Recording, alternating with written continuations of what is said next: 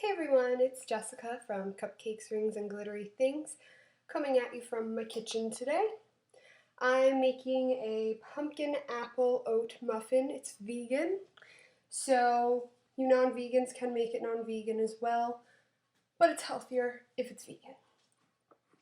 So what I'm doing, or what I've done thus far, is put all of my dry ingredients in a bowl. The dry ingredients that I'm using here are 2 cups of Spelt flakes. You can use old-fashioned oats, whatever type of oatmeal-based product you like. That's what I put in there. I like Spelt the best. They have a slightly nuttier flavor, but old-fashioned oats do the trick just fine. I put in a cup and a half of all-purpose flour. I don't like whole wheat, so I don't do that, but if you're into whole wheat, you go with it. If you're gluten-free, there's about a million gluten-free flours out there you can use, so super easy, and you could substitute the oat flakes for quinoa. Also, I put in a 1/4 teaspoon of salt, 1 tablespoon of baking soda, 2 teaspoons of baking powder. I used a 1/2 teaspoon of pumpkin spice, my favorite. And as for what ingredients, what we will be adding to this, I'm reading off my list here. I have a cup and a half of chopped apples, a can of pumpkin, 3 tablespoons of coconut oil. You can use canola oil. I have a preference of coconut oil. It's a little bit richer, so that's what I chose to do. Instead of using sugar, I'm using maple syrup. The recipes that I combined to create this used about 3/4 cups of sugar, so I used about 2/3 cup of maple syrup. It's a little less, but this will work best. And then I am using homemade coconut milk. You can use any non-dairy milk that you wish, or if you're non-vegan and you're vegetarian or what have you, you can use regular milk. But for me, again, with the coconuts, they make things richer, they're a little thicker, so they create a little heartier of a muffin. Lastly, to use an egg replacer, in this case I'm using Energy Egg Replacer for the replacement of 1 egg. It is only because I'm out of flaxseed meal, which is usually what I use to create an egg. The Energy Egg Replacer that I've used, it's just 1 serving of it. I'm not good at showing items in cups without spilling it, so this is probably the best I can get without spilling it here. Yeah, it's already spilling. So, okay, so it's just like a gloopy, gloppy white glue. I put in some hot water, some of the Energy Egg Replacer to replace it for 1 egg. There's a bunch of products that you can use as an egg replacer, so you can look them up and choose whichever best suits you. If you're non-vegan, 1 egg will do just fine. So what we've done here is we have all the dry ingredients in the bowl. Also, you're going to want to do 1/2 cup of chopped nuts. I use pistachio for this ingredients just because, or this recipe, but that's only because I have a thing for pistachios. You can use walnuts, almonds, pecans, whatever you like. The recipes that I do really are made so that they're made to the liking of the consumer. So if you don't like one thing, just substitute it for something that you do like. I don't feel the need to follow stringent rules as to what you should and should not be putting in to recipes. So now what we're going to do is we are going to add some liquid into the dry. I've got a cup of milk here, so that's just 1 cup. Pour it in. It's nice and thick. I made it just this morning, fresh for this recipe. This is a Vitamix blender, or the top of the Vitamix, and I am obsessed. It makes the best products. I can make my own almond milk, my own coconut milk. I'm just going to turn this on. It's probably going to get a little loud, but I swear by it. If you guys are into it, down below, For free shipping, I'm gonna probably spill a lot of things here. So things are not going well in my kitchen already. What I'm adding next here is the maple syrup.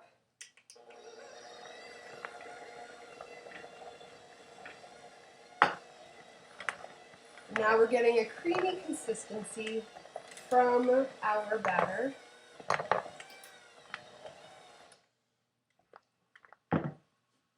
And scoop the rest out, some of it sticking a little bit to the bottom.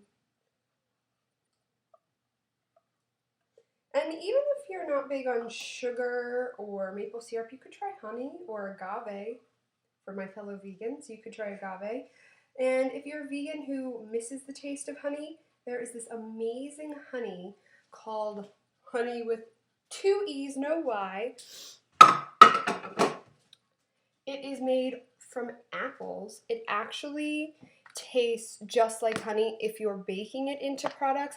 I made honey cake last year for Rosh Hashanah, and I nearly devoured it. It tasted no different than the standard honey cake that I've had years in the past. It does taste a little different if you're eating it just as honey. You can absolutely taste the apple in it, so that's just something to make note of, but for baking purposes, it is awesome. All right, mixing a little more. I just added the egg to the mix.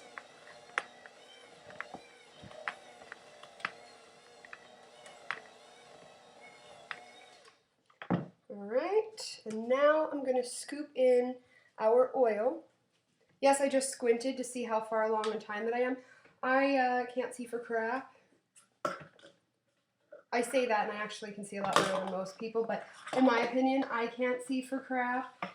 So bear with me and my squinting. Alright, so the oil's been added. And our mix is looking delicious. I wish I had like an overhead camera that you could come down and see what's happening. I'm not Martha, so I don't get all the luxury. Oops. Alright, so my pumpkin is being scooped in. 1 full can goes into this recipe. It's a pretty big recipe. It's supposed to make 12 muffins. I feel like it looks awfully large for 12 muffins, but we'll see. I have pulled out my favorite muffin tins. They are in the shape of skulls. Yes. I have pumpkin ones too, but in order to dig for those, it just wasn't worth it when my skulls were sitting and waiting for me to use them. It would have been cute if I used pumpkin. I know the whole concept, pumpkin muffin muffin shape, whatever. All right, adding the pumpkin.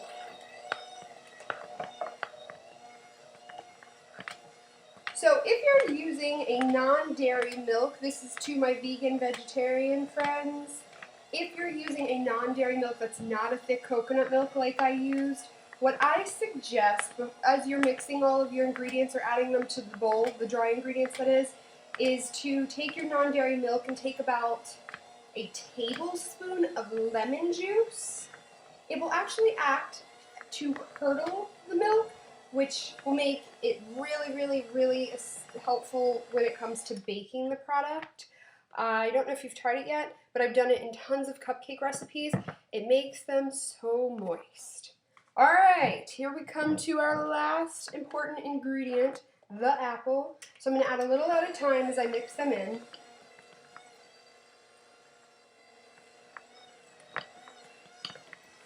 Smells good. Stopping this for a moment just to scoop the remainder out.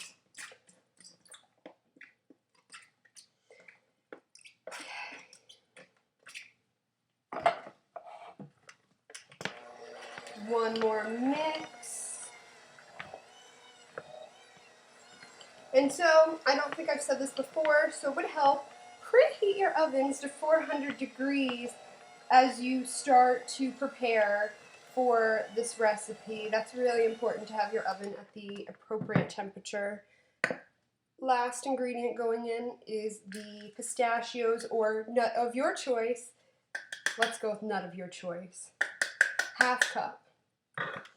All right, and here we go. Big mix.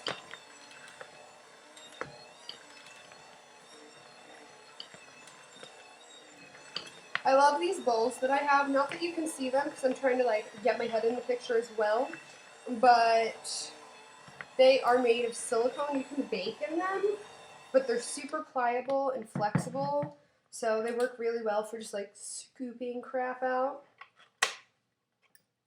Okay, we have muffin batter. All right.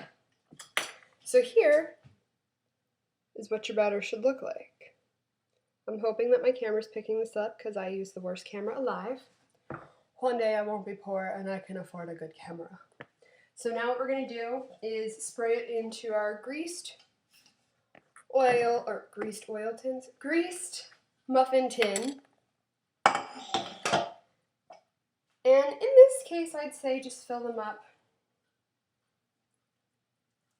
about halfway to 3/4 of the way. They're going to rise, so you don't want to have an issue where they rise over the tin. And I know this recipe said that it only makes 12, but I'm looking at this and I'm feeling like we're going to get at least 16 to 18. And again, it's something to remember when you're baking. Make it fun. Make it about you. Make it about your likes, your wants, your needs, or whoever you're making it for, their wants, their needs, their likes. Because you don't want to make a cupcake or a muffin and you're like, oh, well, it sounds good, but I don't particularly like those ingredients. Like, don't do that. Make it to how you want it. That's the beauty of cooking. It's another form of art, just like fashion is a form of art. It's fun and it should be enjoyable. It shouldn't intimidate you away from the kitchen. It should make you want to come into the kitchen and enjoy what you're doing. All right, so I almost have them all scooped out here, nice and even. That's key, even. And we're going to pop them in the oven for, I believe, 20 to 25 minutes. That just varies on your oven time and your, I guess, the temperature. Even though it says 400, not all ovens are at the exact same 400. Especially if you have an electric or gas, they do range. Okay. That's the difference between vegans and vegetarians. You can actually lick your batter without fear of salmonella, or vegans, vegetarians, and non. Okay, so we're all set and ready. We're gonna pop it in the oven. 5 minutes, and I will be back once they're ready to take out, and we can give them a shot. And I'm back. I just took them out a few minutes ago, and they turned out so cute. Look at the little skeleton. I'm 5 years old. Oh yeah. They're really good. I think they're very good. But I think I would add maybe a teaspoon of pumpkin spice instead of a half teaspoon. I think it could use just a little kick of flavor. But other than that, almond-like. Yes. So, hit subscribe up above. You can follow my blog at Cupcakes, Rings, and Glittery Things. Tweet me at glitterythings_, Instagram me at glittery things, and tumble with me on Cupcakes, Rings, and Glittery Things. Until next time, me and my half-eaten skull head friend will see you later. Bye.